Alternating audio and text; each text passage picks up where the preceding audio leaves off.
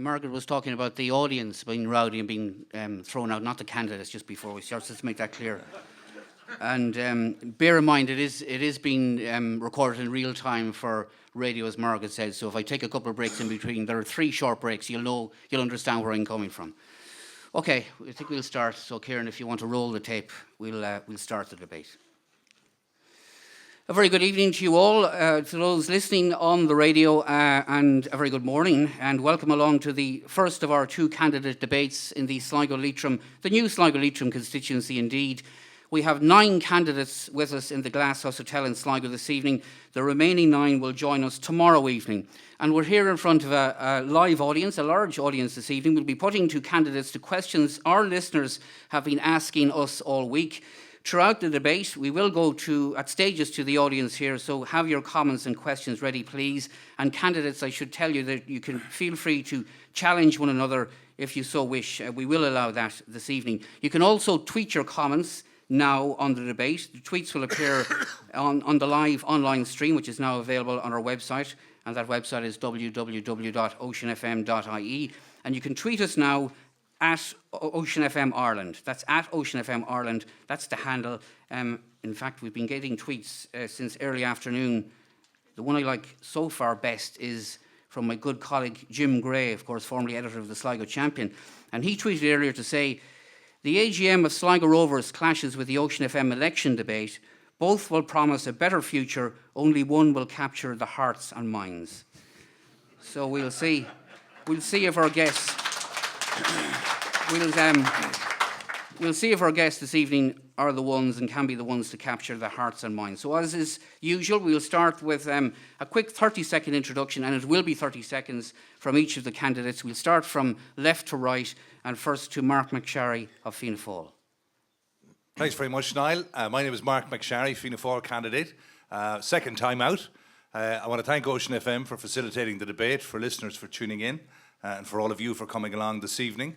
I look forward to debating the issues over the next 2 hours. Thank you. Okay, well in time there. Leslie O'Hora is the Green Party candidate. Leslie. Hi, my name is Leslie O'Hora, and I can only reiterate what Mark has said. I really appreciate the opportunity of putting the Green voice here tonight for the constituency of Sligo, Leitrim, South Donegal and West Cavan. I'll leave it at that. Okay, Tony McLaughlin, Fine Gael Deputy. Thanks, Niall. Good evening, ladies and gentlemen. My name is Tony McLaughlin. I've been a Fine Gael TD for Sligo Leitrim since 2011.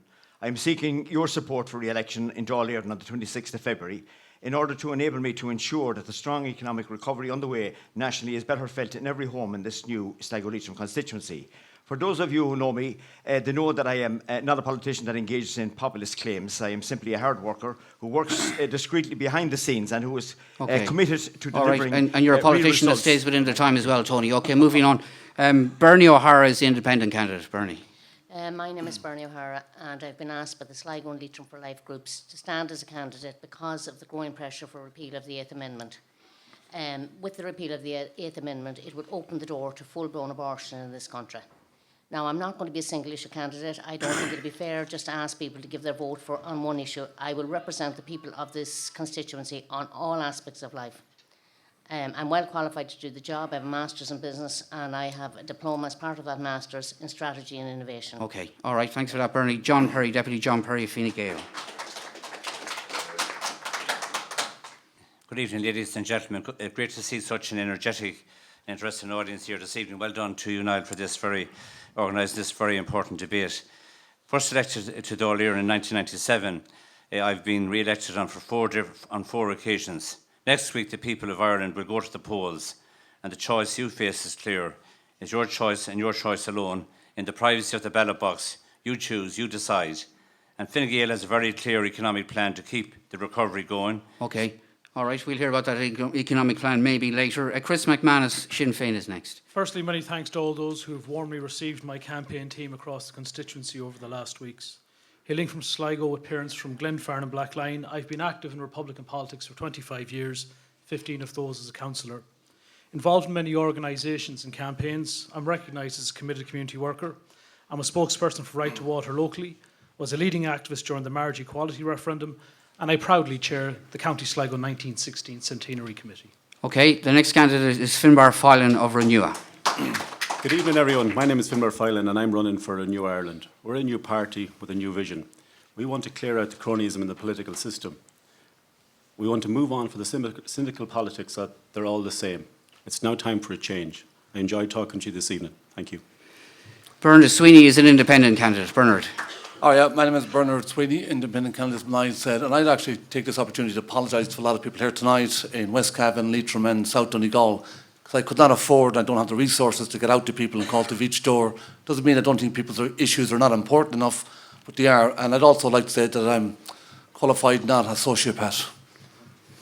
Okay, thanks for that, Bernard. Well, you can get your message across to them here live on air tonight. And our final candidate tonight is Marie Casterly, independent. Marie. Good evening, everybody. My name is Marie Casterly. I'm an independent councillor in Sligo County Council. For too long, the North West has been neglected by successive governments. We have a lost generation who have either migrated to the East Coast or emigrated due to a lack of opportunity. I will put the needs of our generation and our people strongly before the needs of bankers and foreign bondholders. Thank you. Okay, thanks. Right, let's get straight down to it, and remember we will be going to the audience periodically throughout the evening. All week we've been asking our listeners to the North West Today programme to send us their questions for the candidates, and we have picked up what we believe to be the most pressing issues, but of course the audience may disagree, and feel free to ask any questions or raise any issues you want later on. We'll start with a question sent to us by a listener from Manor Hamilton during the week who says, what are the candidates going to do about the continued downgrading of Sligo Hospital and our local health services? And we'll go straight to that one, maybe starting with a government party representative, Tony McLaughlin. Well, first of all, do you feel that the hospital has been downgraded? Well, first of all, I'd just like to say that the provision and improvement of vital services at Sligo Regional Hospital has always had my full attention during my term as a TD. Despite the need for the government to implement major cutbacks to the HSE budget due to the financial collapse of the country, I am confident that those days are now behind us and that the services will continue to improve at Sligo University Hospital. Okay, but it was... just a couple of issues. In 2015, in relation to mammography, there's a couple of issues that I'd like to okay, well, I'll tell you, we'll come back to mammography in a moment, but like okay. when we debated this last 5 years ago, Deputy McLaughlin, it was Sligo General Hospital, then it was Sligo Regional Hospital, now it's Sligo University Hospital. Is it fast becoming a county hospital, do you think? No, I think actually Sligo University Hospital. Only this week I was at the hospital with the Minister for Health, Minister for Radcar, for the opening of a new training college there for GPs involved with University Galway. And I think that certainly, in my opinion, despite some of the comments that I'm hearing from other politicians, that Sligo University Hospital has a great future. Okay. And there is huge investment being made there. Okay, well, maybe one of the issues you're referring to is a story today which emerged today, a claim by Mark McSherry of Fianna Fáil that Sailta management of the hospital were planning to reduce the emergency hours at the hospital, which has since proven to be untrue, Senator McSherry. Just Mark McSherry, just on that case. So were you doing a bit of electioneering there, Mark McSherry? Or not? No, I mean, Claire from Ocean quite rightly posed that question for a news item earlier in the day. I exposed the fact that the Sailta Hospital Group had begun to examine maternity services, as people will remember.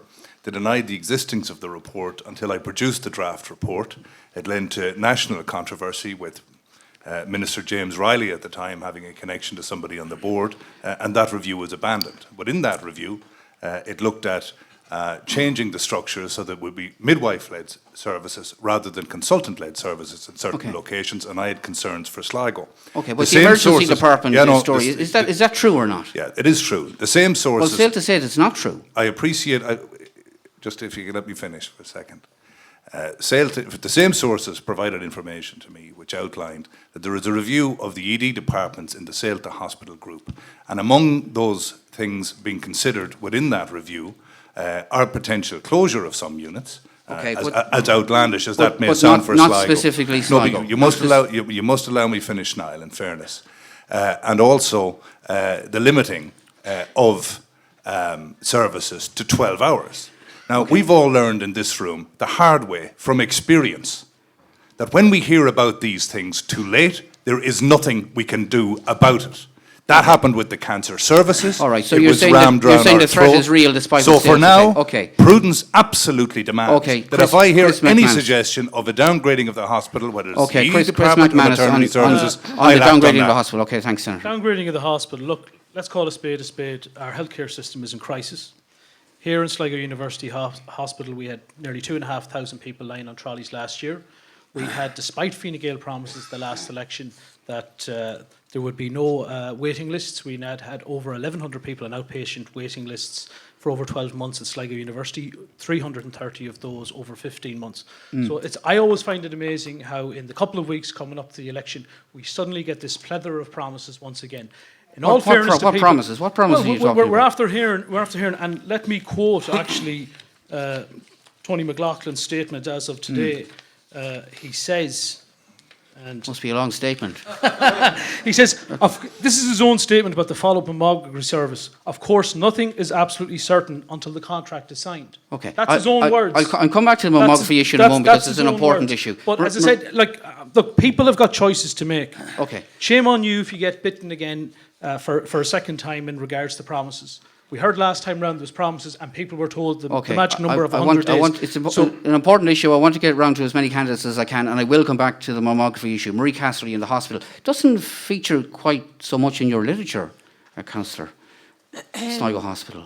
Well, Sligo Hospital, but generally I speak about the reduction in public services. I've spoken, especially over the last couple of months, spoken to an awful lot of people working in the hospital, and in particular nurses, and they're saying that because of the reduction in staffing, they're going into work sick. So you can imagine having nurses having to go into work sick. They're expected to keep up to date with different training, and they're not given time off. They're supposed to do their training on their days off. They're being penalised if they miss work. So they are not being treated properly. I think the issue of patients on trolleys, I think that can be, I suppose, fixed in a certain way by opening up more beds. Various consultants from around the country have said that more beds have to be opened, more wards have to be opened. You need funding for that. But the wards are there, like the beds are there, the wards just need to be opened. I'll come to Finbar Filan on this one. Yeah. And as I say, we'll get back to the mammography issue in a moment because there's a lot of confusion about that. Finbar Filan Folks, on the hospital. We have an excellent hospital, and we need to fight to keep it and keep it as strong as it is. It's one of the best hospitals in the country. But we need to step back and have a plan for the future. This is a typical problem that happens in politics in Ireland. And all these boys here at the same crack tonight, promises. 5 years ago, there was promises of a new system to cure the HSE. After 4 years, they said, oh, sorry, that didn't work. Now we need to come up with a new plan, and we'll think about it after the next government. In Renewal, we're calling to set up a national health forum where everybody comes together, all political parties, all practitioners, all patient advocacy groups, and plan for the next 20 years so that we can have a hospital in Sligo. But all you say in your manifesto is that you'll protect frontline services in the health system. What does that mean exactly? It's about putting that plan together now. The way things currently happen in Ireland, it's all short-termism, and nobody looks for the long term. It's like in business, you have to have a long-term plan. And I keep going back to the government of this country is like running a business, and we have to set up a business plan for that. Bernie O'Hara, and I know you were at pains to point out that you're not a one-issue candidate. Where does the hospital situation and the health situation feature in your agenda, Bernie? Well, I would say the first thing we have to look at is the mismanagement of funds and how things are being done at the present. There's adequate money there to have a state-of-the-art hospital service. First and foremost, you go into any hospital and you have nurses and they spend over an hour of their day every day taking notes, doing paperwork, sticking stuff into computers and all the rest. If there was very inexpensive technology used, a nurse could go around, she could walk around with a pen, just carrying it and speak into it at every bed. This patient needs penicillin 3 times a day, 4 times a day, whatever. That would automatically change to text and just a press of a button, send it to a computer, and it's there for the next person that looks at it. Okay. This would save nurses at least 1 hour every day. Okay, are you concerned so about what's happening at Sligo Can I just University finish that Hospital point, or though? not? This point is very important. That in a hospital where there would be 300 nurses, each one of them saving that hour every day would be the equivalent of having 38 extra nurses working in that hospital. All right, okay. I want to bring in Bernard Sweeney and Leslie O'Hora, and then I'll go to the mammography. So Bernard Sweeney. Yeah, I think one of the most concerning things for me is that up till 2014 there was 2.7 billion euros cut And we've seen what happened with people with disabilities, the medical cards cutting, particularly for children with Down syndrome.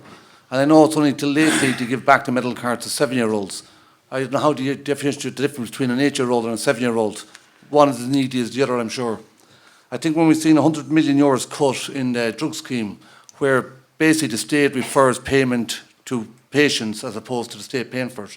Now, if your next question is asking me, well, there has to be cuts made and there needs to be funding given, the question is corporation tax. And we all know that it's a big elephant in the room that nobody wants to talk about because it's a capitalist thing and it's managed by Fine Gael and Labour. Okay, well, I'll come back to corporation tax and its effect on employment or not an investment later. Or wealth tax, whichever way on. Okay, all right, I'll come back to that. Leslie O'Hore of the Green Party. Leslie, on the hospital issue, just on that issue for now. Yeah, just obviously, I take a much more holistic approach to healthcare, particularly acute healthcare, as opposed to community healthcare in the Northwest. I've worked in healthcare for over 20 years.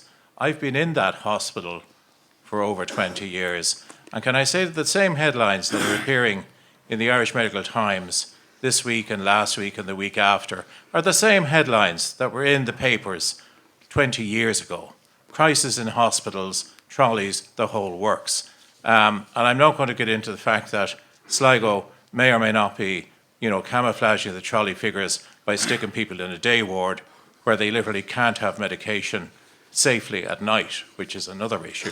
But what I'm trying to say is that as long as we have an apartheid situation of healthcare in this country, where a consultant or other clinician will actually view you when you sit in front of him, not in terms of what your clinical condition is, but whether you're a private or a public patient, these situations are going to continue. We need an actual uniform health system. Leslie, I want to get to the mammography issue, which Tony McLaughlin briefly mentioned. What is John Perry, I'll ask you on this one because you should know at this stage. What is the situation in relation to mammography services? Just before is it on its way or is it not? We're told there's problems with staffing, problems with this, that and the other. It's been going on now for the last 5 years, and lo and behold, in the midst of an election campaign, we get confirmation, or what looks like confirmation, that a contract for a mobile mammography service has been signed, and we had Minister Leo Varadkar in the hospital last Friday. But incidentally, you actually announced it before Minister Varadkar announced it. But what is the situation? Well, first of all, I think one has to put on the record the excellent management team, Groiny McCann and the extraordinary we know all that. No, but just let me just get to the... Yeah, well, that's a given. We know all that. And it's very important that we put on the record as well that there's no concern whatever about the Sligo General Hospital or University Hospital being put down to a 12-hour service. It's very important. Okay. That was fairy tale stuff today, was it? You heard? Well, absolutely. Okay. Right. The mammography services. What is the situation? Is the contract signed or? We just give a contract. There's 250 million going into the local health service. That is the budget. Just it's important for the record that people know as well, and then I deal with it. A cath lab we'll get to that. Just the mammography services, Deputy. Is the contract signed? When has it been signed? What is the situation? I spoke to John Storrs today. The Minister confirmed to you last week that the contract was imminent. The preferred tender has been nominated. And this is a facility, and I'm not quoting because anything more than what Minister Varadkar and the Taoiseach quoted to you last week, that this has gone out to tender with John Storrs.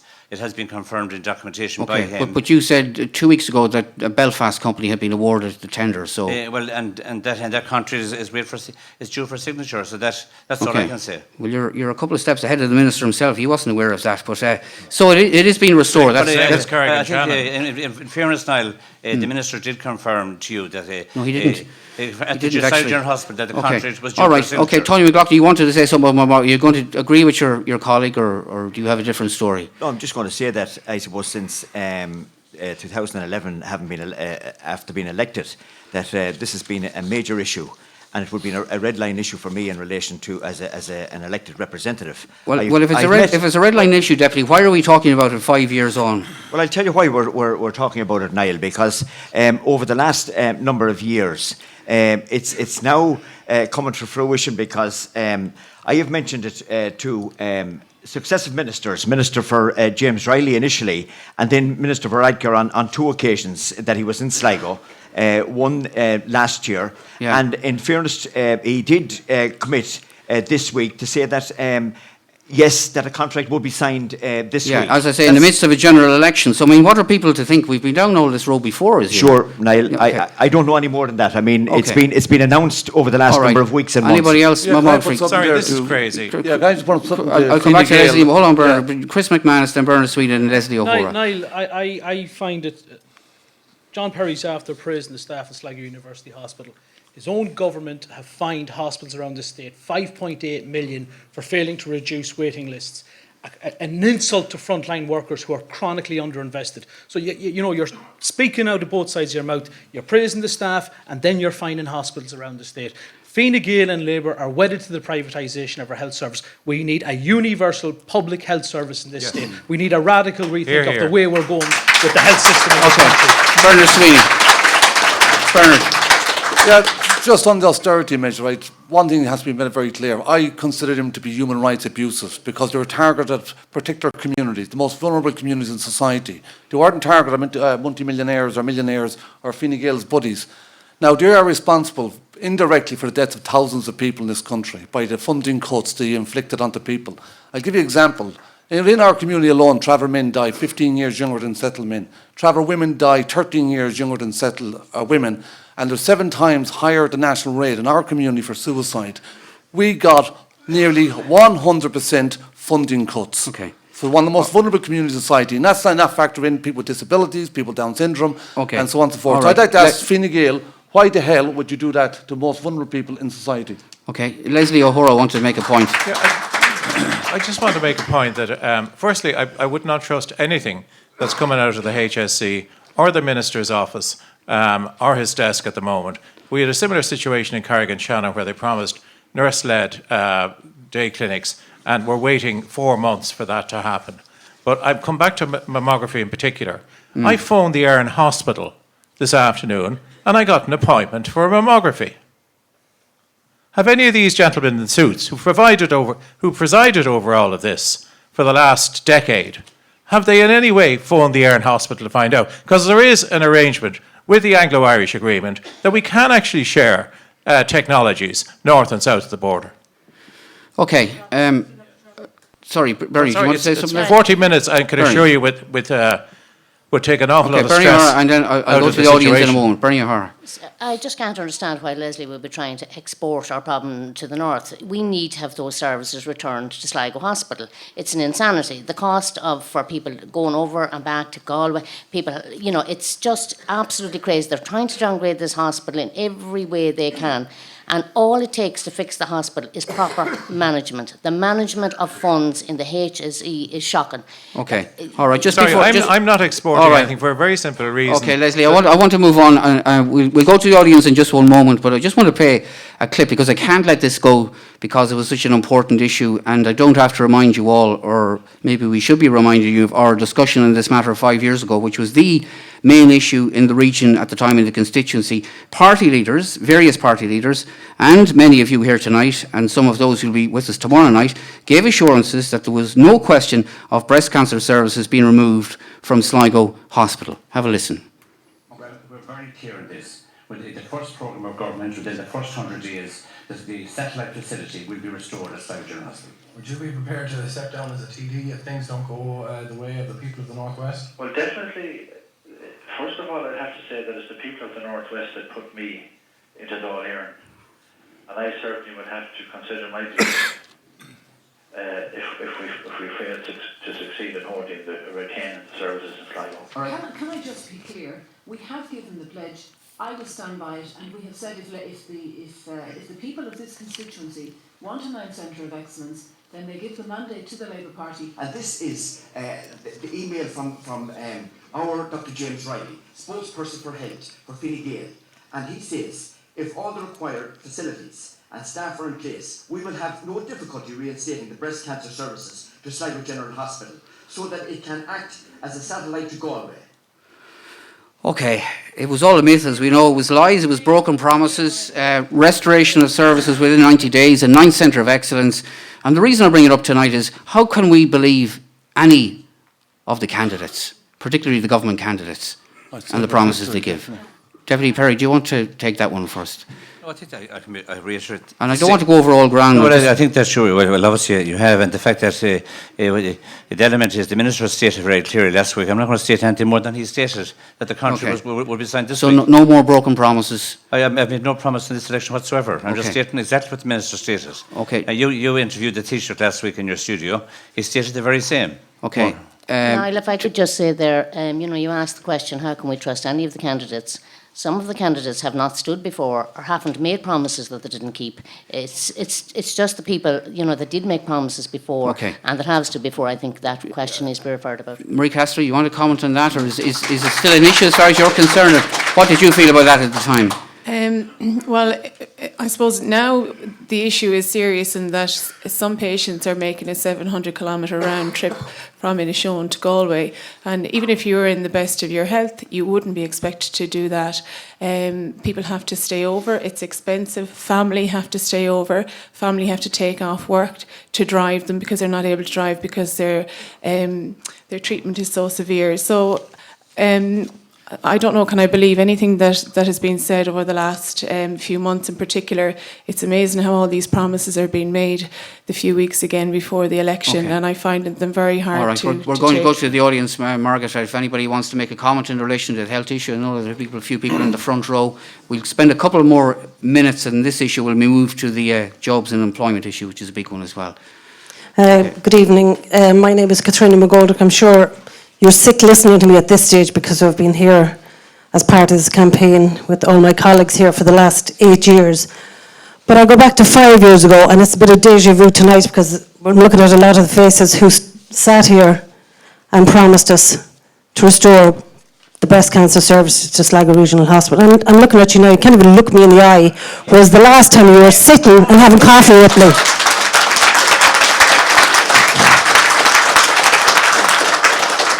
I really hope you're suitably ashamed, but I listened to a story last Wednesday morning and it brought me to tears, and I know from looking at social media a lot of people were affected by a story from a lady called Connie from Bundoran. It was a harrowing tale of her treatment in our Centre of Excellence. And I think there's a lot of Connies out there who aren't able or aren't in a position to speak up. So I'm going to speak on their behalf. I'm ashamed of you two sitting there. Yeah. I'm ashamed that you didn't work hard enough despite your promises to restore our services.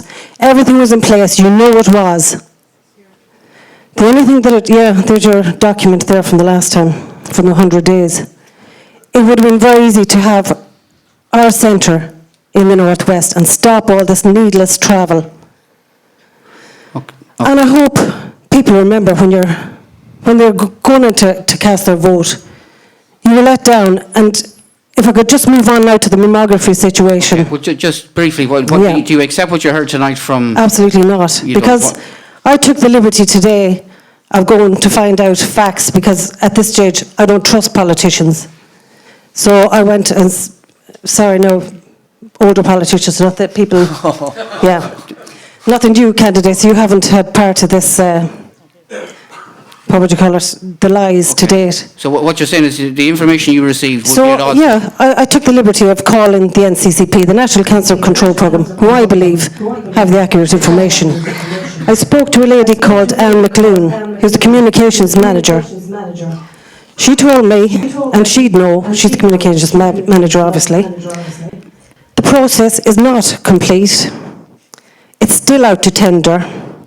I said, so we're hearing from our government TDs here that there's going to be an announcement. Leah Varadkar is going to announce this next week. Okay. Well, she said, But I'm she didn't know sorry, anything about it. I don't know anything about that. All right, okay. So who do you believe? All right. I know who I believe. Anybody else want to comment before we move on? Yeah, Niall. Finbar, you want to respond? Finbar Filan and Mark McSharry, and then... Niall, this is just more of the same that we've heard over and over again. These folks have put up an absolutely fantastic fight. If he hadn't done it, this would have all died out. So fair dues to you for keeping going, and I really commend you for that. But it's the same crack again, folks. It's going back to what I said at the very start. We have to move on from this old style of politics where promises are made and we're let down. It's time to change. Okay, Mark McSharry. Yeah, I agree with you have a lot to defend as well, as you know, as a member of Fianna Fáil. Services away. Yeah. Okay. I think that the greatest act of political delinquency was the level of promising that went on in advance of the last election. And I'm sorry you didn't pray what I said in the radio debate in the last general election in that regard. My Well, I tell you, if we played everything everybody said, we had Joan Burton, we had Rory Quinn, we had Enda Kenny, we had everybody. Just to take it on for 5 minutes. If I could have the opportunity just to make 2 points, okay? The first one is, just like the SAILTA report today and the maternity services report before, on your show in November 2007, it was me that broke the story that the government of the day were wrongly intending to take them out. Now, that was as wrong, that is wrong. Okay. Today, just please let me finish now. Now, Okay, other but people what have had you're saying, a are you little bit making more, apologies for your own party a little for- bit more action. No, for I'm not removing apologising for anything, but it is important. It is important to say that the mistakes that were made by the previous government, I hope for one, and I'm confident that Fianna Fáil have learned from them. But the promises made in advance of the last general election, compounded throughout the 5 years of administration of this government, have underpinned the fact that they have not learned from their mistakes. All right, okay, there is no taking away from the Fianna Fáil legacy issues but and the if you- mistakes that were made. If you feel that strongly about it, and if you're so critical of what Fianna Fáil did, why didn't you leave the party at the time? Because I can do nothing.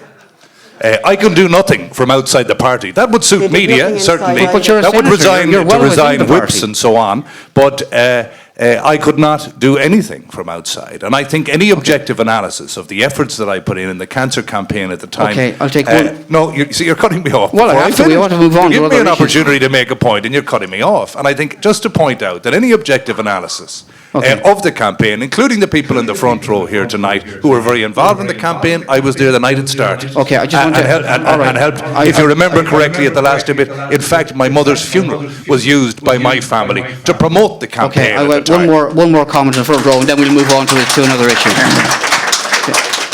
Very Niall, quickly. this is directly delivered to John, directed at John Perry. Okay, I just don't want to go on. I understand I'm- it's an important issue. I just don't want to go over old ground that we've I'm not debated going to 5 years All ago. I'm going to do is ask John Perry. 5 years ago, John Perry sat in a forum similar to this, and he put his career on the line, and he said that he believed that James Riley was an honourable man, and he was going to return to cancer services. He's sitting up there tonight saying the very, very same thing. Now, he blamed James Riley for hanging him out to dry. He was let down by James Riley. Now, yes, exactly what I'm going to say. He's up there tonight now saying the same thing about Leo Varadkar. Are you going to come back here in 5 years' time and say that Leo hung you out to dry? Okay, well, he's hoping to be back in 5 years. Because 5 years what's time. happening, it's not true, John. Okay, all right. It's okay. not true. We're going to And see this. take a quick break. Sorry, do you want to respond, John, and then we'll take a quick break. I want to go on to the employment issue. That was your promise It was- 5 years ago. that's And correct. it means, that's what it means now. Nothing. Absolutely nothing.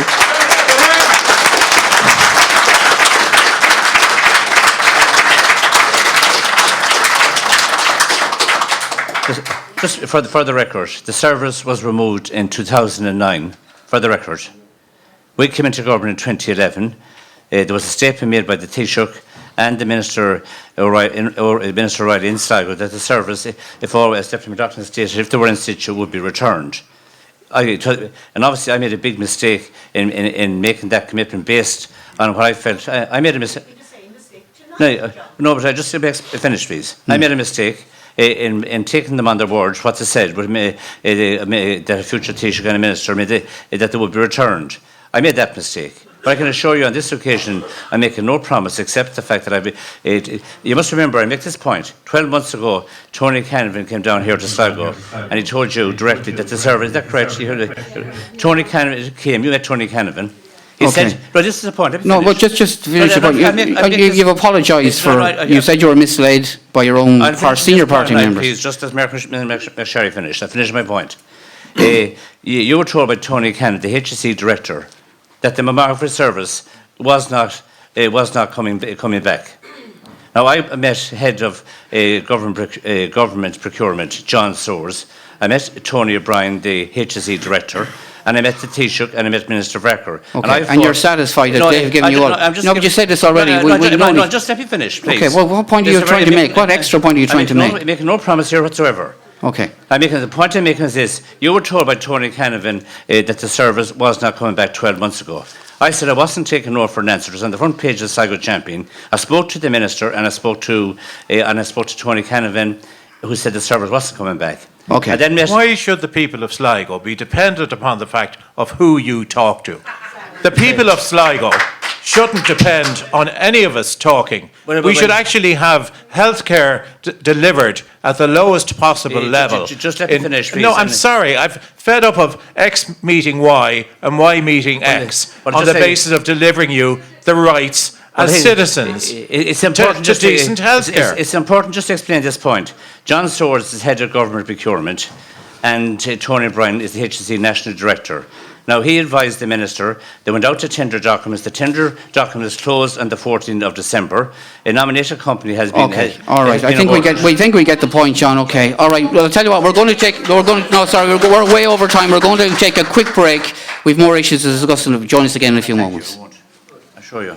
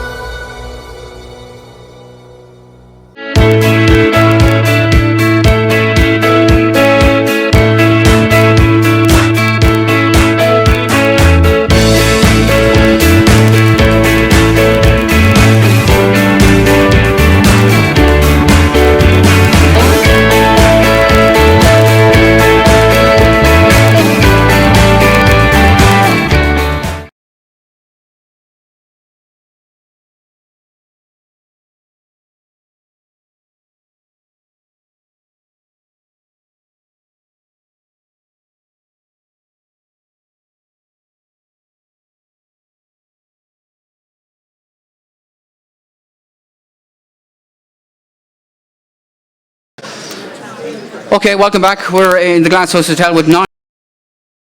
Sligo Leitrim. It's night. Incidentally, I saw in the news earlier where Minister Michael Ring was bitten by a dog on the canvas. I don't know if you saw that earlier on. I'm just wondering if any of you got bitten. Okay? Well, I'm just wondering if any of you up there got bitten by any of your constituency colleagues in the past few weeks. Okay, so we'll move on. A question on jobs. Sorry, just a bit of silence, please. Question on jobs. Question from a listener. Nothing can be more important in this region than getting people employed and getting our young immigrants back. Can you please enforce the importance of this to the candidates? Marie Casterly, what do you say to that person? Well, what I heard on the way in on the radio was that 205,000 less 20-something-year-olds are living in Ireland in the last 5 years, which is a shocking indictment for this and progressive governments. There has been nothing done. Fine Gael's slogan of keep the recovery going, I don't know how many times, I've lost count of the amount of times on the doorstep, people have said, what recovery? What are they talking about? It is like in Dublin, they're living in a parallel universe. I was in Dublin last week, and it's the place, there are a lot more younger people in Dublin, and it's significantly noticeable. But they think because people are just walking around in their suits in Dublin that's happening all over the country. It's not. And they need to get out on the ground and on the doorsteps because people are really struggling. And I have to say that it's a lot worse than I thought after being out in the doors in the last couple of months. So it's frightening. The slogan, keep the recovery going, you don't hear of this recovery on the doorsteps, do you, at all? No, not at all. I was speaking to a painter the other day, and he said that he has to go back to Dublin on a Sunday evening. He was actually getting ready to go back, it was last Sunday evening, and leave his 3 children and his wife for the week. They're young children. They're staying up in the Clarion for the week. The hotels around Dublin are full of tradespeople from the west and the northwest. They're working in there during the week, and then they're coming back at the weekend, or else they're going to London, and they're coming back every second week. Bernie O'Hara, have you any views on the job situation or young immigrants being abroad? Well, I think and it's the recovery. Scandal. I think it's a scandal to see, so many places, so many houses and everything closed, and all the young people gone away. Most of them are in Australia. There's no incentive in this country whatsoever for anyone to either start a business of their own or to work in a job.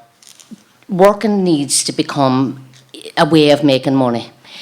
There needs to be incentives put in there that people will work. The only way to bring taxes down for everyone is to get people back to work.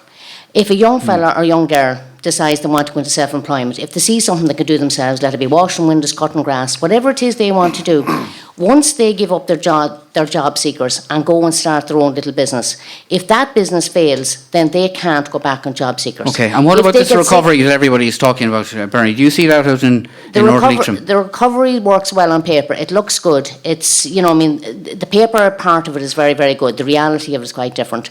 We never had as many people homeless. We have families, I know of them, that can't afford electricity in their houses. They're waiting on Thursday evening, Friday morning to come to get the money in to have food for their children. It's an absolute scandal. Okay, all right, Finbar Filan, you're in business.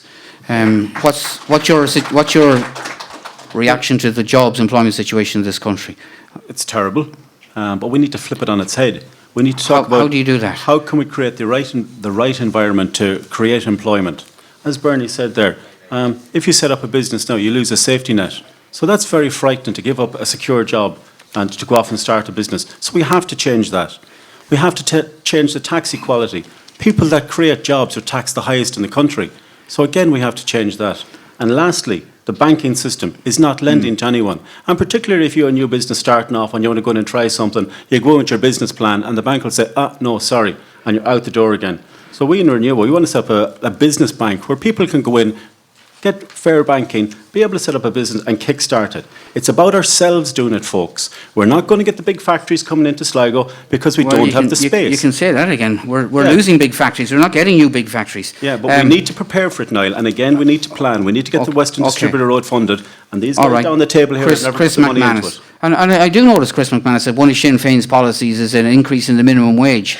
Not all employers are happy about that, They argue that it won't create the necessary conditions for investment. Not only do I want to see an increase in the minimum wage, I want to see an increase to a living wage. I think that's important for many living in this community. Look, the bottom line is this: any talk of recovery, and it's on the East Coast if it even exists, whatever green shoots there are. This part of the world has been forgotten. The two things that we need in this part of the island is high-speed broadband connectivity, and we need proper transport infrastructural links up here. We need to stop this thing about broadband, okay? Because broadband isn't going to create jobs for everyone, okay? We need jobs in shops, we need jobs in factories.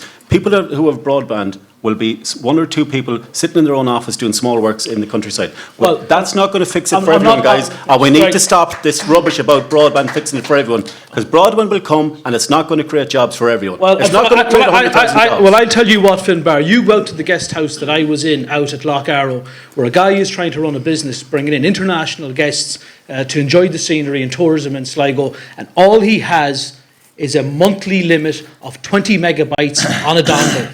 Now, you explain to me. Now, Chris, if he gets broadband, he's not going to create 50 jobs. I'm not saying he's going to create 50 jobs. He's going to attract people to come in to spend their money. Whatever, Sinn Féin in government, you're going to roll out high-speed broadband to every home in the country. Well, we're... Apparently. Or do you not know that? Oh, no, we will. But as I said, what we have to do is we can't just have it concentrated in the East Coast and the urban areas. Rural areas also need to get a fair crack to. We need to come back to the issue that we have in regards to job creation. We have a situation here in this part of the world where 1 in 6 of our young people are living, 1 in 6 Irish-born people are living abroad. Okay. It's the highest in the developed world. And it's a shame and it's a scandal that it's a West of Ireland Taoiseach that's overseeing that. All right, okay. Minister Richard Bruton was on our show 2 weeks ago when Elanco in Finisclin announced it was closing down. 100 jobs lost. We all know what a disaster that is in an area as the size of Sligo. And Minister Bruton, in his interview with us, claimed that there had been a net increase in jobs in IDA-backed factories in Sligo and Leitrim over a period of 2 years. And he was blown out of the water the very next day by Paul Keyes of the Sligo Chamber of Commerce, who produced official figures which showed, in fact, that there were no jobs provided in Sligo or Leitrim over the same period. Tony McLaughlin, how do you defend something like that?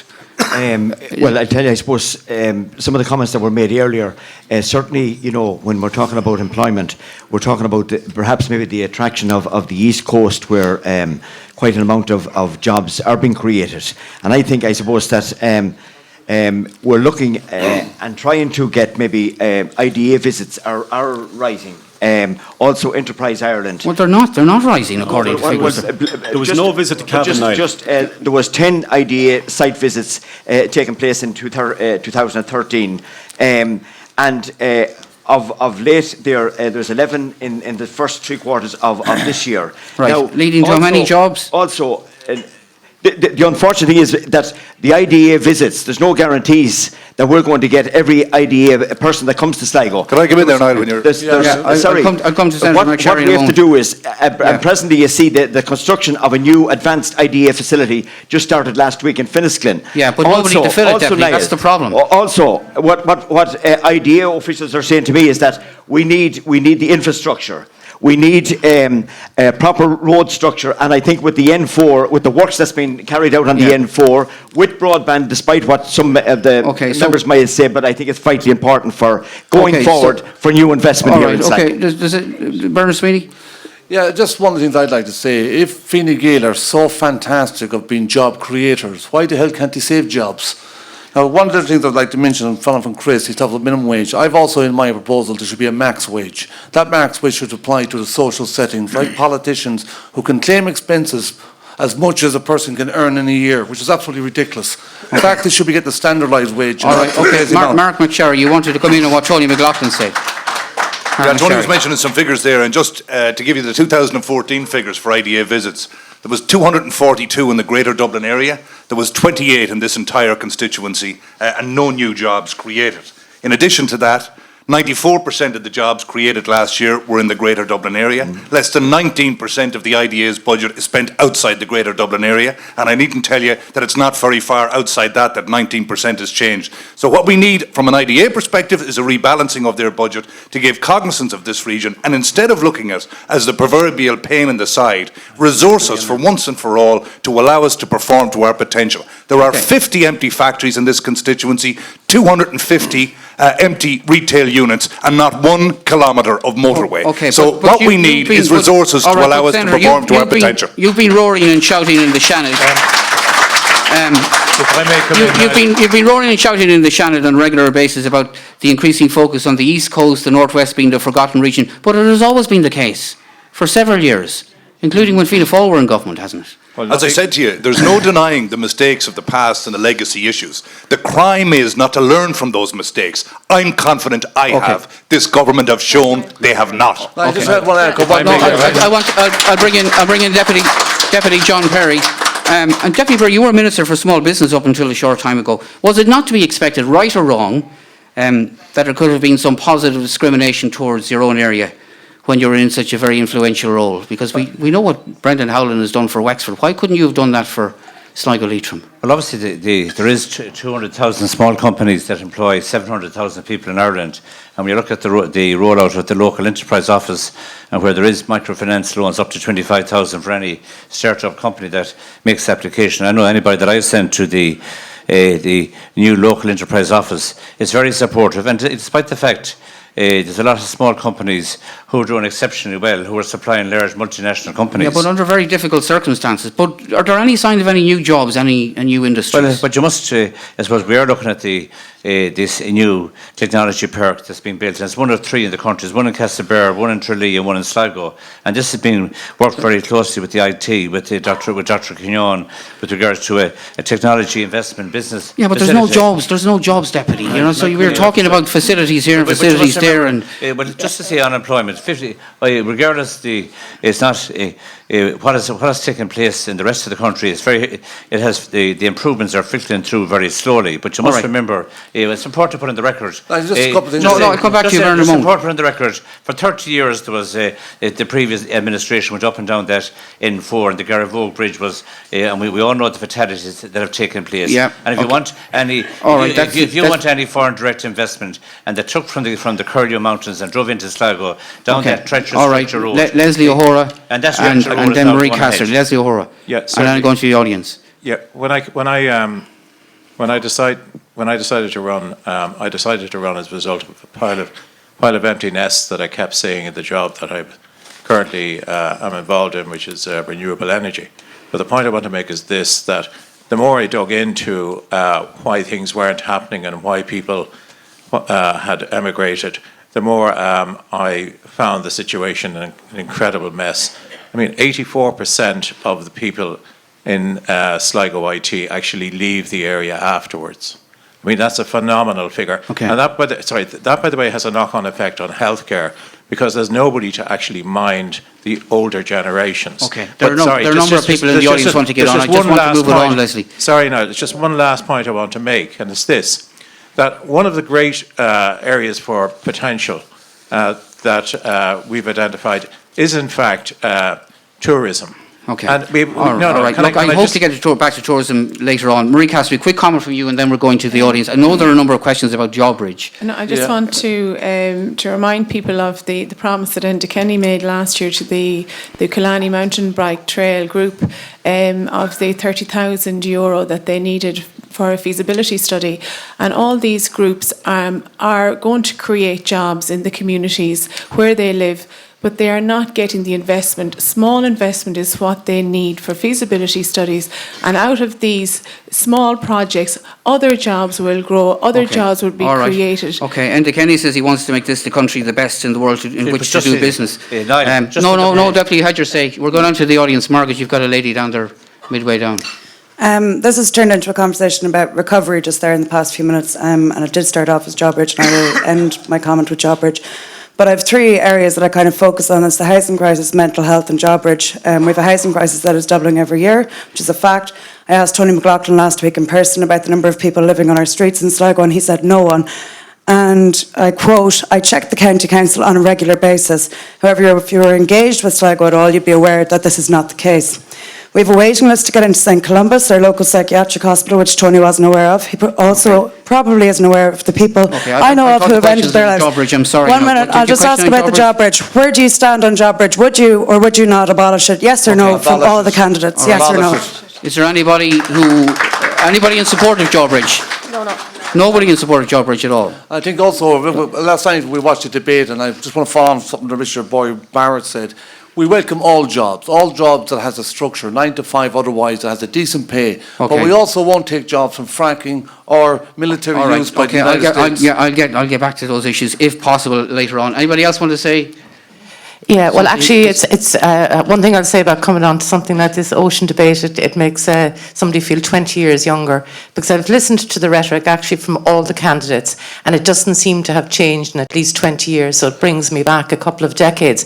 And I noticed that every single one of the candidates have been very good at framing the problem, but there actually haven't been any proposals with regard to job creation in the Northwest.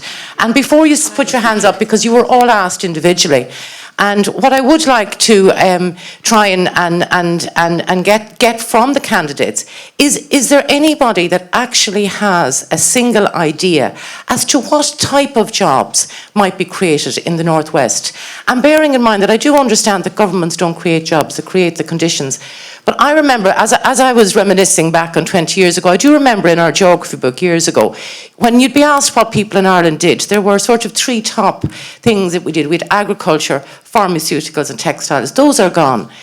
What do you imagine would be the sources of jobs in the Northwest for the next 5 years? In other words, put very simply, what would people do? And I do take exception to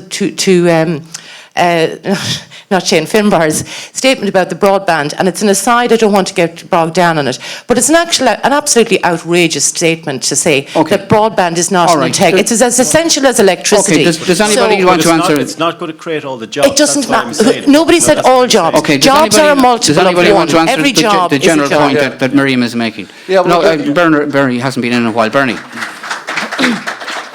Okay, I'm going to ask all the candidates here, will they support this initiative? And this will work if the candidates support it. This area, we're living in a border region. We have the problem with a currency difference, and we have the problems with a lower tax rate in the north. We need to be designated as a special region of innovation because of our position in Europe. We're the most peripheral region in Europe. If we are designated as this special region, then we can draw down more funds from the Horizon 2020 fund. All right. No, can I finish? Yeah, very quickly, we have to take a break for 10 o'clock news and we'll be back in a few months. Anybody else want? No, you need to let me finish. I didn't get to speak for a while. That we would draw down more funds in the 2020 Horizon. We could also apply for a special tax incentive for this region, which would attract a lot more businesses into this part of the Bernie, country. I'm going to go back down to the audience and then we're going to take a break for 10 o'clock news. This gentleman. Just one question. The slogan for this election from the government parties is keep the recovery going. Just to clarify, Councillor Seamus Kilgann, Fianna Fáil councillor. Yeah, and I've no difficulty with that. But how can you keep something going? Being a councillor or being keep the recovery going. How can you keep something going if it never started here? We have the Taoiseach there going around the country for the last number of weeks boasting about the government is creating 1,000 jobs. Have you got a question? No, the question is this. I want to say to the 2 deputies there, they're representing the government, if they are returning to government, will they promise tonight that one of those weeks of 1,000 jobs will be delivered to Sligo before the 1st of June? That's all we're asking for. 1 week's jobs creation. Okay.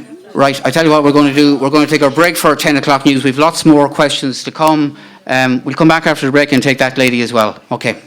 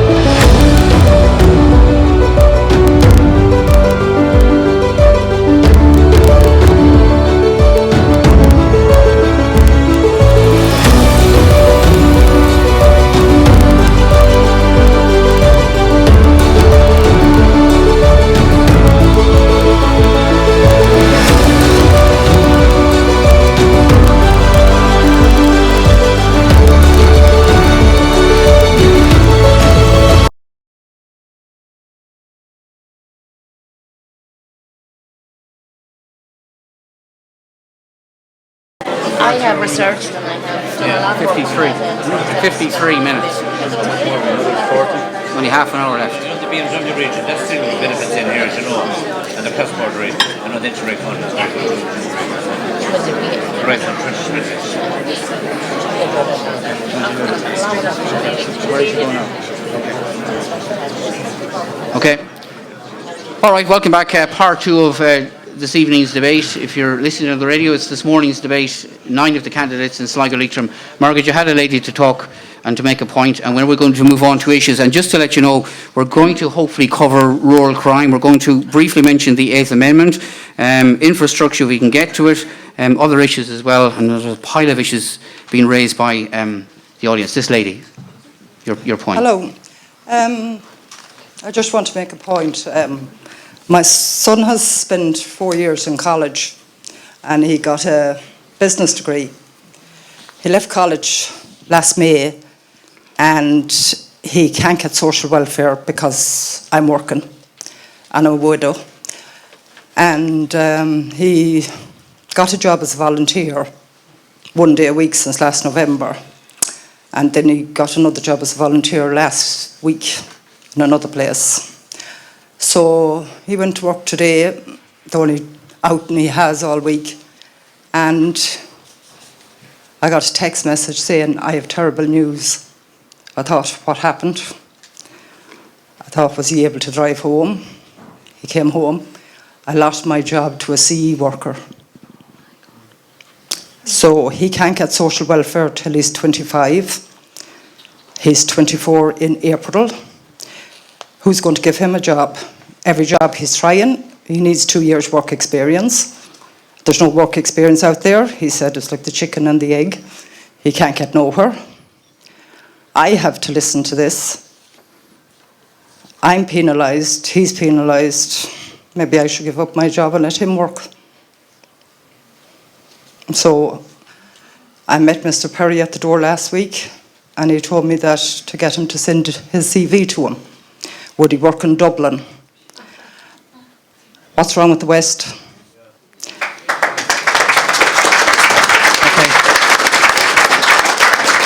I asked that gentleman over there with the red tie that came on Sunday. Okay. Could he get a job in his office, constituency office? Free labour, he won't charge. I don't think we can do that either. All right, okay. Anybody want to answer that, lady, Just before we one, move I on? think, just the fact that anyone under 25 who cannot collect the same payments as someone over 25 is age discrimination. And that's a fact. Now, the fact that we've got multinational corporations here in Ireland that don't even pay the 12.5%, pay half that, which is in equivalent of about 4 billion a year alone, just on some of the corporations. So we could create lots of jobs. But these guys are in bed with the corporate giants and they've no intentions of looking after you, me or anyone else. Well, he has to wait now till he's 25 to get on social welfare, With to get age, work yeah. experience. Okay. It's All just right. ridiculous. And took off a job today for a CE worker. We've more issues to get through. Nothing against Well, CE job workers. scam has done the same, Yeah, we've same more thing. issues to get. It's right. Chris McManus, very quick comment from you. I want to move on. Very quick one. Minister Bruton came down here in December and said that there was an action plan for jobs in the northeast. How does he expect Sligo and Leitrim and Donegal to compete with the likes of Louth, which is within an hour of 2 international airports and has a motorway? You know, there's a con job going on here and a smoke screen going on. Okay, I know some of our audience are upset that South Donegal or West Cavan hasn't even been mentioned by any of you tonight, and we'll come back to that person in a moment. But just when we, and I know there are a lot of people here tonight who want an answer to this question, and I'm going to keep it very brief just to get your position on it, and I'll go from left to right. The 8th Amendment, the question of the 8th Amendment, and it's a very simple response I'm looking for, not a lengthy speech. Repeal of the 8th Amendment or not? And just to remind listeners and the audience, I'm sure I don't have to remind the candidates, the 8th Amendment acknowledges the right to life of the unborn, equating it with the mother's right to life. Some parties have included in their manifesto a repeal of the 8th. Mark McSharry, for a repeal of it or not? I'm against the repeal of it. Okay. Leslie O'Hora? I have a difficult situation in that my brother is severely mentally handicapped, and certainly it's something that's very close to my heart that people would not terminate questionable situations. But I also, and I've said this yesterday, I also feel very, I feel a lot of compassion for the thousands of women who've had to be, in using Bernie's word, exported with their problem over the course of the decades. All right. And they've had I just want to get your position on Tony McLaughlin. Yes, for or against repeal of the 8th. I'm totally opposed to You're against abortion. it. I think that the Taoiseach has indicated that after the election, it's a very emotive issue at the moment, and I think that after the election, he has given a commitment that a constitutional convention will be set up. And Bernie, I don't think I have to ask you, obviously. Well, I would just like to add with that when Leslie quoted my words of export, I was talking about something completely different than mothers that were pregnant. But I would have to say that Tony has danced around the issue. The issue is repeal of the 8th Amendment, and he talks about. Okay, I think he said he was opposed to it. Is that not? No, he said he's opposed to abortion, and I mean we seen in 2 years ago. Okay. I stood and Tony McLaughlin up into my face told me he would never ever vote for legislation on abortion. If he told me my jacket was red now, I'd have to take it off and have a look at as he was it. Okay. John Perry. John, for or against repeal of the 8th Amendment? Totally against. Totally against. Chris McManus? We want a referendum in regards to repealing the 8th, and we will be opposed to the 8th Amendment if that referendum takes place. But what do you believe, or do you want to say? Oh, I'll be supporting the repealing of the 8th Supporting the Amendment. repeal. Finbar Filan? Against the repeal. Against. Bernard Sweeney? I'm a human rights activist and a civil rights activist, so human rights are very important to me. But I am pro-choice, and I don't believe the Irish state should claim ownership over a woman's body and imprison them while they're pregnant.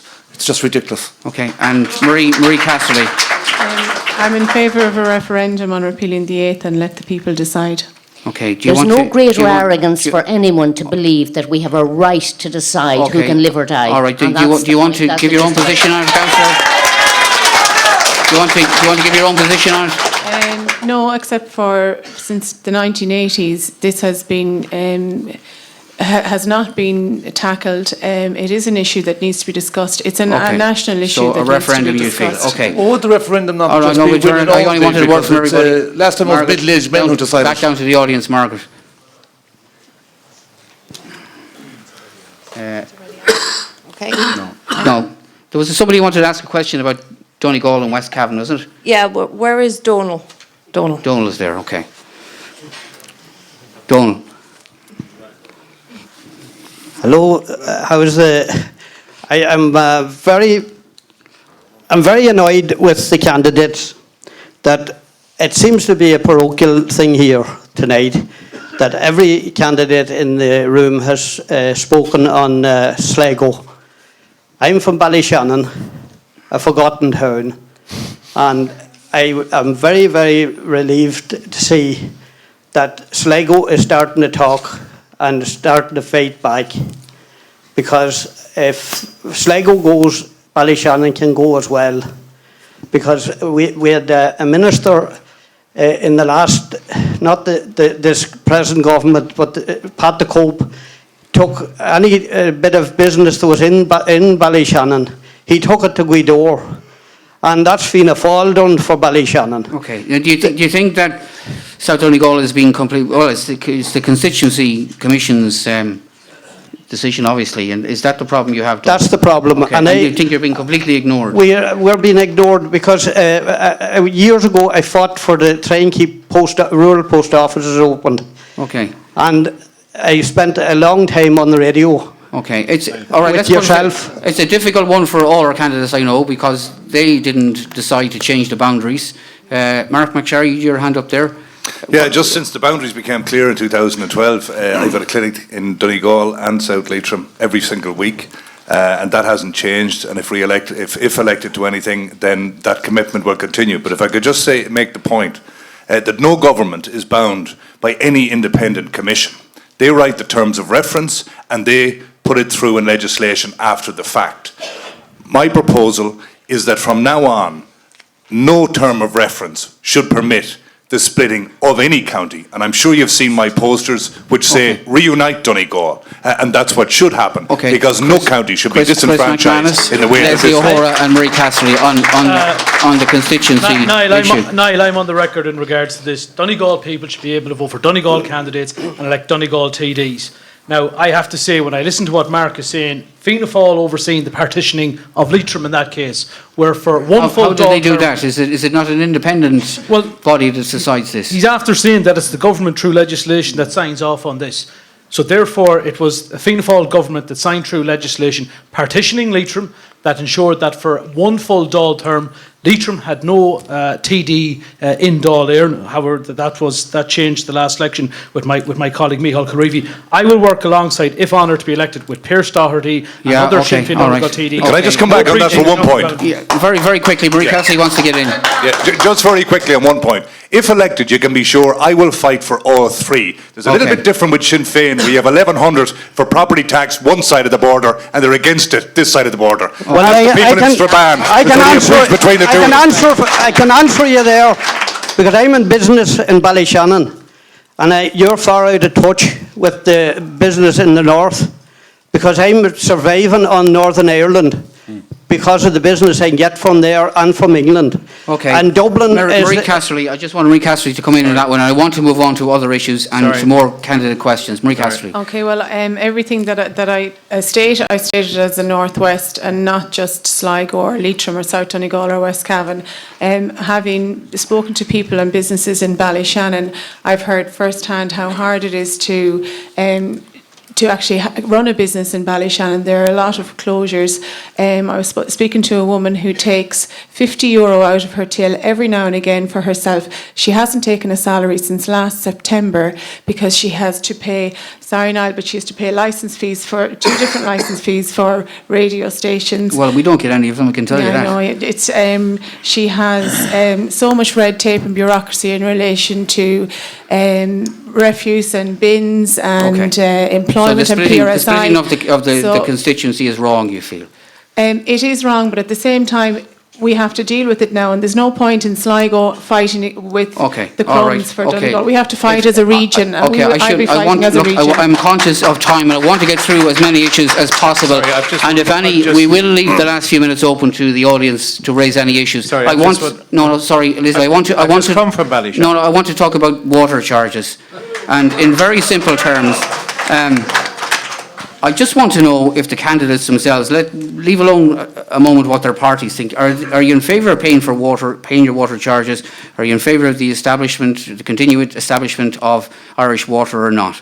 Tony McLaughlin, first of all to you. Niall, I suppose there's a lot of people in this country that have been paying for water for many, many years through group water schemes, farming, and indeed through other issues. I know. I suppose Irish Water was set up and it has caused huge controversy. I suppose the initial setting up of it was a disaster because it worked. There was no decisions properly made. It's not a disaster now, so it's come around. Well, what I'm saying is no, but what is happening at the moment is, Niall, that 50% of drinking water is lost before it gets to our taps, and these are the facts. And 7% of all drinking water supplied is lost through customer side leaks. Okay, so do you think the rates people are paying at the moment, is that a fair rate? Is that something you're happy with?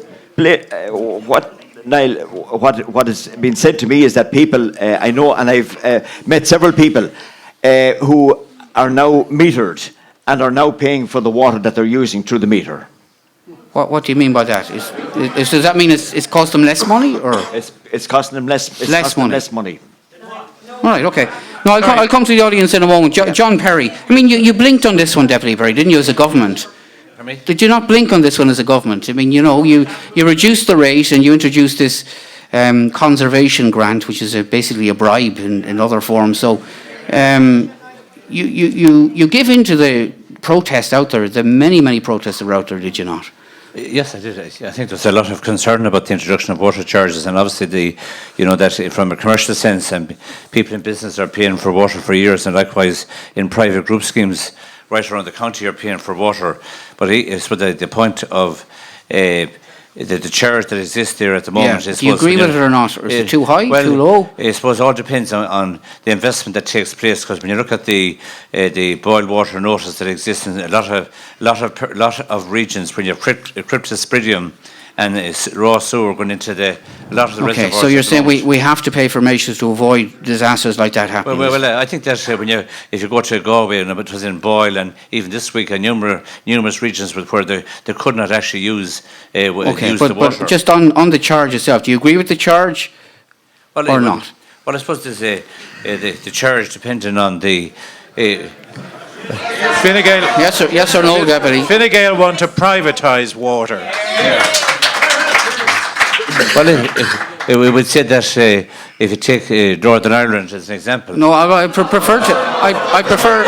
I prefer to take Sligo Leitrim as an example, if you don't mind. But anyway. All evening talking. Well, I think that. Okay, I don't think you know. Or Finbar Filan, what do you want to say about this? Niall, call a spade a spade. Irish Water was set up so they could sell it. All right, and that's what happened. Now, we would like to have a referendum and renew it to enshrine all the natural assets back into the people's rights so that nothing can be sold, our water, our gas, our oil. And we need to do that. And not this kind of crap that we're at already. Okay, let's hear from some of the independent candidates in relation to water charges, because we don't know what way you feel about them. Bernie O'Hara. The water charges are very simple. We have an exemption from Europe. We're the only country in Europe that has an exemption where we don't have to pay domestic water charges. Once we give away that right, we can never get it back. And Europe will own the rain falling from the sky, the water in the rivers and everything else. Our government have no right on our behalf to give away that exemption. We must not pay water charges, and Irish water must be disbanded. Anybody else on water charges? Because I do want to open this up to the Mark McSherry, water charges. Yeah, and Mark McSherry, and bear in mind, of course. Did you know? You're right. I did actually. But Mark, I just want to clarify something with you, Senator McSherry. Fianna Fáil's original proposal, and if Fianna Fáil had their way, I think households would be paying in the region of €500 per house for water charges. I oppose water charges. Sometimes I wonder why you're in the Fianna Fáil party at all. Well, there may have been times that were difficult, but we're a very broad church. Half their policies. We're a broad church. Okay.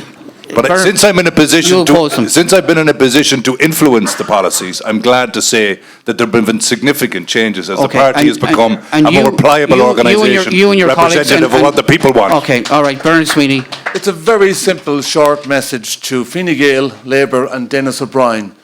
Shove your water meters. Careful now.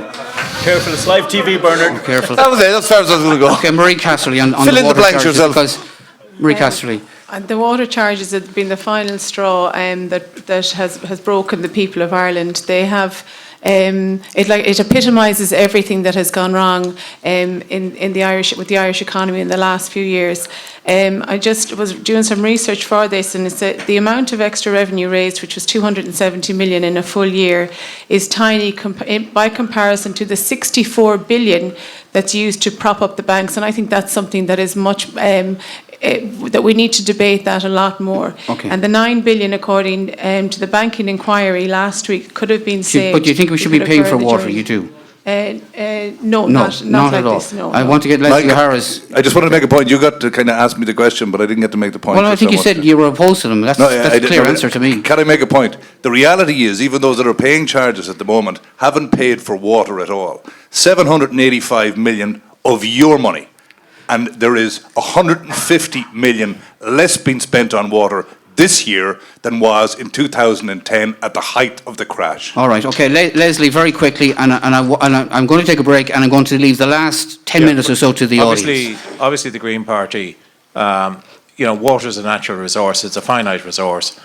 We can't make more water. The point I want to make is we want to have water meters to conserve water, not to charge people for it, to give everybody an allowance and to give every family an allowance, and that allowance will be obviously free, and the only people that will be charged for water are those who abuse that allowance. All right, okay, I'm going to take our final break. We'll be back again in a couple of minutes here in the Glasshouse, and we'll go to the audience for the last 10 minutes or so to find out some of the questions that they want put to the candidates.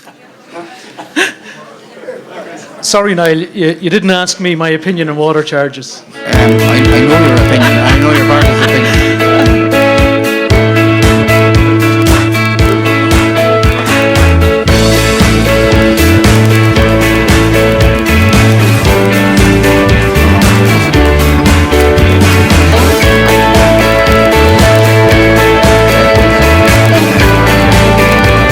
Maybe people aren't sure.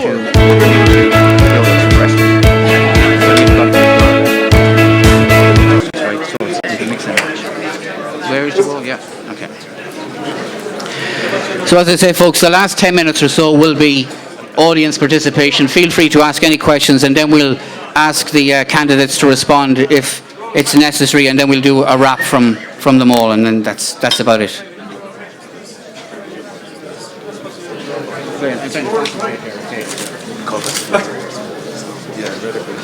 welcome back to the Glasshouse Hotel. We've got about 10 minutes left. We're going to go to the audience to raise some of the issues that they see as relevant. Margaret is way down the back of the hall. Margaret. Hello, yeah. Just to let you all know up there that we actually do pay for water. 2% of our wages does go to water. So the last 30 years, where's our money gone? Right? You're now using the property tax, which is another scandalous tax on us. You're putting it to Irish Water, and you're also using car tax. So when all that is gone, where are you going to go looking for the money? You've messed it up, lads. Fianna Fáil had 15 years. You made a tits up of it. Fine Gael and Labour is after spending the last 5 years. You're after making a mess of it too, lads. So between the lot of you, we have some shower here tonight. Okay, anybody else? Anybody else want to make a point? Yeah, halfway down, this gentleman. Given there seems to be a kind of a consensus or a myth that job creation, it's to do with we make the circumstances to create jobs, but you don't actually create jobs, the government. Is there anybody here tonight that would kind of insist on some kind of a Marshall Plan for the Northwest, or a kind of a hands-on approach, as opposed to a kind of a laissez-faire kind of pseudo neoliberal economics? Like we'll let the banks away with let big business away with murder until the excrement hits the fan, and then put their hands all over it. You're a member of People Before Profit, is that right? No, I'm a citizen of Sligo, Irish. Okay. Normal Anybody 5'8". want to respond to any of those comments before we go to Leslie O'Hara? Can I just give two positive things in terms of employment? And it's very, very simple to fix. The Wild Atlantic Way is tourism orientated, obviously, and it's been a fantastic success for everywhere except Sligo. 95% of the people who go on the Atlantic Way don't come near Sligo for a number of reasons. One of the first one is we do not have a coach park. And so the coaches bypass Sligo. That is a huge revenue loss to the actual town of Sligo. The second thing is, believe it, sorry, I appreciate, well, that all comes into the whole sphere of where you park your coach. And just to be very, very pedantic about it for a minute, a coach driver will not stop, and I've heard this, from all of them. A coach driver will not stop unless he has somewhere to have a smoke, unless somewhere he has to actually have a rest break, and so that he can service his coach as well. All right, somehow we've got on to coach parking. Sorry, can I just... No, you wanted to say something in relation. Okay. Leslie, there's a group of us who've been working in town very diligently for the last 3 years. We've had the Purple Flag Group, and now we set up the Sligo Business Improvement Group District. Okay, we've highlighted the issues with coach parking for 3 years. We've worked with the council. We now have an interim solution in place, which is going to sort us out for next year, and we're going to push on until we end up with a coach park in Quay Street Car Park. Okay, John Perry, you wanted to respond to that issue, or some of the points that our audience? Just a point I think about it was 144 extra tourists, 144 extra thousand visit Sligo in the last year, and the fact when you look at Lissadell, Hazelwood, and the current development of Mercury Castle. And also I think you must remember the major plan to sample Sligo town, but then it's grown damping facility and the mountain bike facility, which was already mentioned. I think these are facilities that will bring people in from the Atlantic corridor. And also they may add the Spanish Armada, which all these are... I think this lady wants to make a point. This lady in the third row. Well, I have a question, actually. I have to direct it to the current TDs. I want to know what they think, or do they agree with the current proposal by this current government to legalise drugs, and especially in view, for personal use, and to set up injecting rooms. And I'm particularly asking this question in view of what has gone on in Dublin in the last 10 days and all the media attention on that. Okay, does Deputy McLaughlin or Deputy Perry want to respond to that lady? Well, I certainly, I've seen the horrors, and I've seen what has happened in this country over the last many, many years, and even in this constituency. And I think that under no circumstances, I know that the minister has been set up there recently, Aidan O'Riordan, as a drug minister or whatever else. But I certainly would be opposed to it when I see what is happening on the ground, when I see the young people that are affected, when I see the families and see what the destruction is in families. There's a bit of destruction going on behind it at the moment. Totally opposed. Okay, you're opposed to what your coalition partners are doing, namely mainstream or Ireland. Deputy Perry, I presume you're of the same attitude, are you? It's a major problem and challenge for families that have people who are addicted to drugs. I think they need treatment and supports. Yeah. Okay. All right. This gentleman here. This is a question regarding the Irish undocumented in the United States, and for 25 years people that left this country through no fault of their own have been totally forgotten about by successive governments. In actual fact, as we speak, it is rising with the emigration that has happened now in the last 10 or 15 years. Okay. People are 20 to 25 years over there and haven't been allowed to come home. Okay. What is the position of the candidates there, and especially the government who have failed this miserably? Gentleman behind you. Gentleman behind you.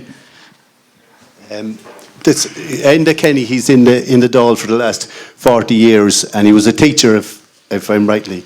He has 2 pensions. He'll have the Dáil pension and a teacher's pension. So my question would be to Marie. She was on about people going to the east for a job. If you were successful in getting your position in the Dáil, would you forego your teacher's pension? I haven't really thought about it an awful lot because I have to try and get elected first. Would I forego? Well, I'm not going to make any promises. I'd have to do some research on it. Okay. But I would probably. All right. Niall, we I'd have to think about it. Finbar Finan wants to. I don't know which one you're responding to. Sorry, just to clarify that I've been on parental leave and I've on job sharing. So. My entitlements are very, very low anyway over the last few years. Finbar Finan, what issue you want? One of our policies is that we don't think any state pension should be over 60,000. After that's ridiculous. Okay. Chris McManus, you want to respond to? Just in regards to Mickey McMahon, and I want to commend him for the campaign. Yeah, well, and he's one of your party members as well. So what I want to say is that the incoming Department of Foreign Affairs should ensure there's a continuous line of contact with the American State Department, because going out to St. Patrick's Day. All right. Well, I'm sure. And just because you didn't let me into the water. I'm sure when Jerry Adams is Minister for Foreign Affairs, he'll have that direct route. You didn't let me in on the water charges. For clarity's sake, a vote for Sinn Féin is a vote against water charges. Well, just on that. No, I'm glad you mentioned your water charges issue, because is it the case?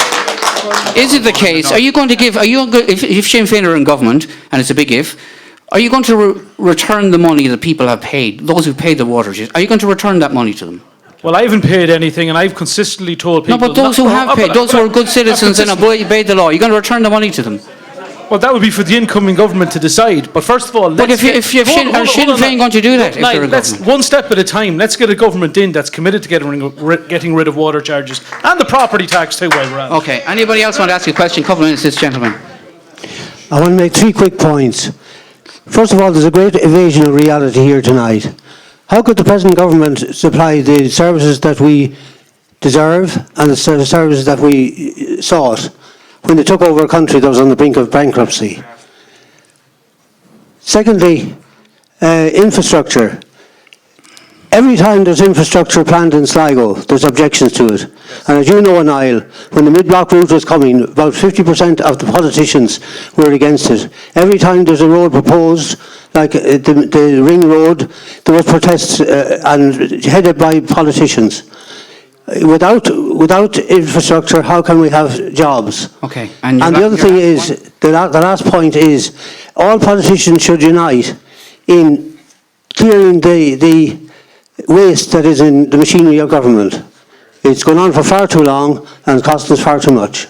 Questions for the candidates. John Perry, do you want to respond to that gentleman? I think the first question there with regards to the teacher, I believe he's not in receipt of a teacher's pension, to my knowledge. I think he forfeited that pension. But with regards to the illegal Irish... And as we know, he'd confide in you in all things, isn't that right?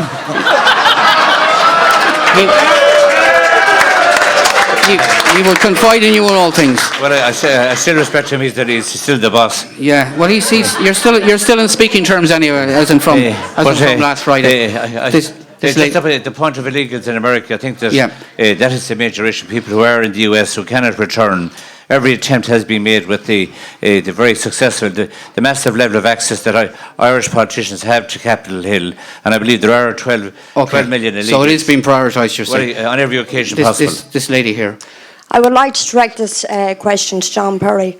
There last May on the 9th, you unveiled a black horse in Ballymote where there was a protest movement went on. That public road was closed down for 20 minutes where there was political policing and protesters were kept in. There was a sick child trying to get from Gertrude down to hospital, so it took 45 minutes. With us being kept in for 20 minutes on a public road by the Gardaí, political policing, I will say again, are you really for the people, John Perry? Because I don't think so. Because if you were, you wouldn't have stood there with your crony, Mr. Kinney, and the ambassador that day and see this injustice being done on us, our freedom being taken. Okay. Couple of minutes left. Okay. Deputy Mayor, you want to respond to that? I think it's very important that on that. I apologise that happened. I think that I'm not saying. But I think that. No, okay. Or just let Deputy Perry respond to your. I think it's very important to. I'll just explain. That was you must remember all of the immigrants who left this country in the 19th century who fought in the American Civil War. Thousands. We're having the same. History was repeating itself. What is Fine Gael doing? Just let Deputy Perry. Have you responded now? You have. Just make the point that the policing of that event was completely up to the Garda Síochána. I wasn't involved for any policing event of that at the moment. Okay. Right. I think it was normal protest there. It was a normal protest there today. Before we go back to the audience. Through. Are you not the government? Are you not over the police? Could you not have stopped that day? They shouldn't. There was actual assault that happened that day as well. Well, I think Deputy Perry addressed the question. Deputy Perry or Bernie O'Hara. Okay, I just want to address that issue that lady made about the drugs. And I have sick listening to our government telling us if there was a terrorist attack in this country that we're ready for it. It won't happen, we're ready for it. Yet they can't find the people that's pushing the drugs in this country. They're destroying families, destroying young people, and they're not getting to the people that's responsible for it. That's the first thing. Another point somebody made was the property tax. That's a penal law. That goes back to the penal days. That if people can't, there's a lot of people struggling out there that can barely afford to feed their children. So therefore the property tax is not going to be paid. There's an interest accruing on their property tax. They are going to lose their homes. That property tax is penal. All right. And the third thing is, go back to the monography service in Sligo. There's 13 million paid to political parties to run their election campaigns. Okay, that would go a long ways toward the monography service in Sligo. I want to wrap it. This lady here. Yeah. Lady down there in the middle of the room. I'm not from Sligo, I'm from the other end of the Atlantic Way, Kinsale. But we're hearing the same rubbish down there. You're talking about bringing back people that left Ireland. Can I ask 3 questions? Where are you going to house them? Where are you going to find the jobs? And where are you going to find the trolleys? Look after the people here and do not worry about the people out there. They're quite happy out there because I don't see any of them wanting to come back. So let's look after the people that are on our trolleys, the people that are on our streets, and the people in the dole queues.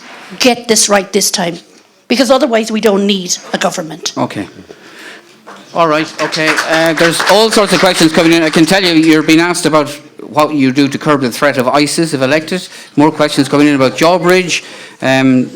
Very important questions on prevention plans and suicide and so forth. I just want to ask you a question that came up on our show this morning about you all, presumably, and your canvassing methods. Do you think it's right and fair that politicians should canvass at funerals? I'll start with Mark McSharry, because there was a lot of emotion on our show today about this. Definitely not. I think over the course of most of our daily lives, we attend funerals of people that we know or family members, friends, and so on. That's legitimate. The funeral going that is more like an Olympic sport, that it has to be said an awful lot of politicians engage in, is despicable. Yes, I go to funerals. I was at one today of somebody I know's mother. That's legitimate. But the inquiring or trying to trace a route to somebody who might have voted Fianna Fáil or Fine Gael in the 1967 locals to justify being seen by 300 people queuing up a church is despicable, and I don't condone it. I don't like it.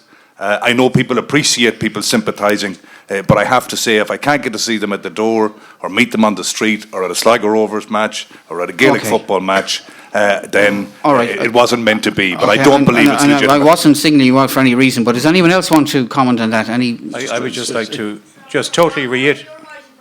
Sorry, just... So could I just reiterate what Mark McSharry has said? Yeah. I find that whole thing despicable, and I sometimes think cynically that TDs are given quotas of funerals to actually go to every week. Okay. But how is it any better or any different than spending millions and millions of euros in advertisement and campaigns? You know, I mean, that money could have gone into healthcare and other areas that was greatly needed. Bernie, is on the funerals issue you want to comment? Okay, it's a disgrace for anyone to stand outside a funeral and try and canvass in an election. But what's worse is that most of the people that are doing this, a lot of the candidates that are doing this, absolutely don't support anything to do with the Catholic Church. Yet they stand there and try and get the votes from the people. They actually go against a lot of the things the Catholic Church. There's a school in Gortlettra, and they're trying to take the children from the parish school and bus them to a school outside their parish. And it'll practically close the school in Gortlettra. And they're getting away with doing that. The people in Gortlettra want their children in their own parish school. It was the Catholic Church that brought schools, that brought education to the people of this country back hundreds of years ago, when people could only be taught in head all right, schools. okay, And along with that, Catholic I'll take organisations one more cannot question. get grants for I'll take anything one in more this country, question, and then- but yet they will and then you go to can the prepare churches to, and stand outside you can and prepare try to and wrap get it the up. Catholic Okay, votes. thanks Bernie. Martin Ford, front row. I'd like to ask the panel, I'm on invalidity pension. I haven't had any increase in my invalidity pension since 2008. The cost of living has gone up and up and up. Price of groceries have gone up. Yet my invalidity pension has been frozen to the standard of 2008. I also want to ask one more question to every member of the panel here. When the election is over, gentlemen and ladies, how many you will be in Sligo on St. Patrick's Day, or how many you will be reviewing the stands in America and ignoring the people in this town? Okay. Thank you very much. Martin Ford, who's a former general election candidate himself. Okay, we're completely out of time. I should have reminded you, I'm probably glad I didn't, lest you were distracted, that the tweets that were coming up all night were on the screen, but you were probably best not reading them to see how well you're doing or not. Okay, we're going to give each candidate just a minute or so to wrap up, and we'll leave it at that. And we'll reverse the order this time. Marie Casserly, just a final wrap-up from you, Marie, as to why people should elect you on the 26th.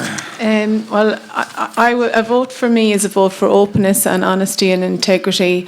I will be your strong, independent voice for the North West. I have a very strong track record of working on the ground, and I intend to bring that track record with me should I be lucky enough to get elected to Dáil Éireann. Thank you. Bernard Sweeney. Yeah, as this is my first time in politics, although I've been grown up more or less in it because I come from the Tranmere community, so I know what it's like to be going through austerity measures since I was a child. I was born into it, actually. So I'll spend this couple of minutes just saying what happened in Carty Mines, where 10 travellers died at the hands of the Irish state by management of Fine Gael and Labour. They took them survivors, a 15-year-old child who went into a fire and saved his little brother, took him out of a fire while he witnessed the rest of his family died. They were kicked onto a car park by a recycling dump and were never given any services or any follow-up. We've witnessed this over the years where travellers have been getting 5-year accommodation plans stretched into 25 years. So that's the kind of treatment travellers are going through. I don't want to make it a traveller-only issue, but I've been supporting every other issue here tonight, and I'll continue to do that. Okay. But I would feel bad if I didn't recommend. Sure. Thanks, community. Finbar Filan, a final wrap-up from you. The anger exhibited here tonight towards the government parties is what I've been seeing on the doors for the last 3 months. It's no surprise to me. Definitely now is the time for a change. We need a strong, honest voice in Dáil Éireann to represent this entire constituency. I believe I have the drive, determination and ability, but also the life skills to be that voice. So please put your faith in me and let me be your voice in Dáil Éireann. Thank you. Okay, thanks for that, Finbar. Chris McManus, Sinn Féin. This election is about choices, chaos or recovery, the continued chaos in our healthcare system, the crisis in housing, a west of Ireland which is still neglected. Or you can have, for the first time in 88 years, a government that will not be led by Fianna Fáil or Fine Gael. An Irish Republican government where our decisions are based on the needs of our citizens, not on the greed of business elites. So in this centenary year of 1916, let's make the aspirations of the proclamation a reality. So I'm asking, vote Sinn Féin, vote Chris McManus. Okay, thanks for that, Chris. John Perry is next. Just to thank you. The country, I believe, is on a solid recovery journey. Has been difficult. No, please, just let John finish his economy, regardless of what you mean, the economy is growing, jobs are being created, improvements in public services are happening, and you must remember we came from a bankrupt economy in 2011. It's important to keep this recovery on track. Since I was first elected in 1997 as a TD for this constituency, I have established an unrivaled track record for hard work, action and results on behalf of all the people. No, please, just let John finish, please. I've delivered on a wide range of issues and projects for the benefit of the constituency, and I am available to every person in the constituency. I did my very best for every person to achieve a prompt and satisfactory outcome to their difficulties. Okay, thanks for that, John. Bernie O'Hara. The people we've been voting for over the last decade, they're the people that are totally responsible for the state of this country. If we continue to vote those same people back into power, then we can expect more of the same. It's time for change. I'm asking you to give me your number one vote. I'm qualified for the job. As part of my Masters in Business, I have a diploma in innovation and strategy. Innovation is what's badly needed in this country. If you allow me to represent you, I will bring that spirit of innovation to Dáil Éireann, and I promise every one of you, I will work hard for each and every person. Thank you. Okay, Tony McLaughlin is next. Tony. Ladies and gentlemen, thanks very much indeed for your participation here all night. And I just finally just like to say that the next general election is about your future, and it's about the future of this country, and it's about whom we can rely on to ensure that progress can be made over the next 5 years. And I just finally just like to say that we have costed long-term economic plans to keep the recovery going. And now is the time to put the recovery at risk. We don't want to put that at risk, and I ask for your support on election day. Thank you. Leslie O'Hara. Hi, I entered this election on three main platforms, and obviously it was out of frustration of seeing the younger generation having disappeared, particularly from the northwest. But the point I want to make is as follows: that basically I want to see the recovery in spread to the northwest, particularly with value-added agri-food, organic farming, which, by the way, is 10 times the actual value of the sheep market. Just to give you an example, I want to see, obviously, the environment maintained and improved, because without agri-food and without tourism, we're nothing. And I certainly don't want to see fracking. And lastly, I'd just like to say, in terms of healthcare, I believe passionately that it's an injustice that we actually pay the highest amount of money in the world, after the Yanks, and yet we have a delivery of service according to the OECD, which is number 22 in the world. And a final so wrap-up. I would ask for you to vote thanks for that, Leslie. for me on the basis of honesty and integrity. Okay, and a final comment from Fianna Fáil's Mark McSharry.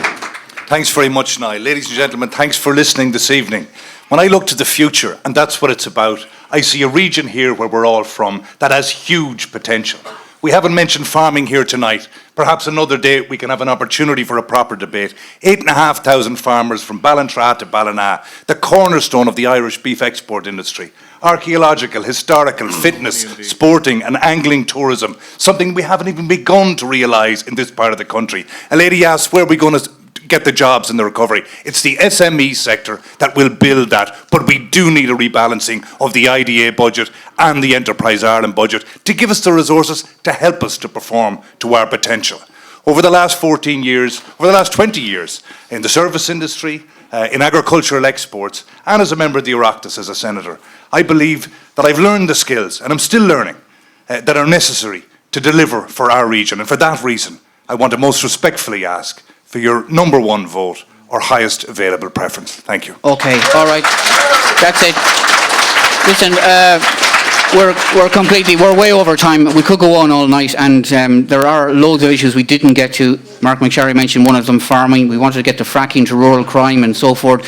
I'd like to thank all 9 candidates sincerely for attending this evening. We do know how busy you all are out canvassing, but most of all, thank you to our studio audience here this evening. And I'm sorry we couldn't fit more people in, but we do appreciate your attendance and your interest in it. Thanks to our backroom team, to Margaret, our producer, to Ciaran, Carty, Vinnie Higgins and Dickon Whitehead and all their crew, and to James, who was sorting out the tweets today, and also, of course, to the staff of the Glasshouse, who looked after us so well.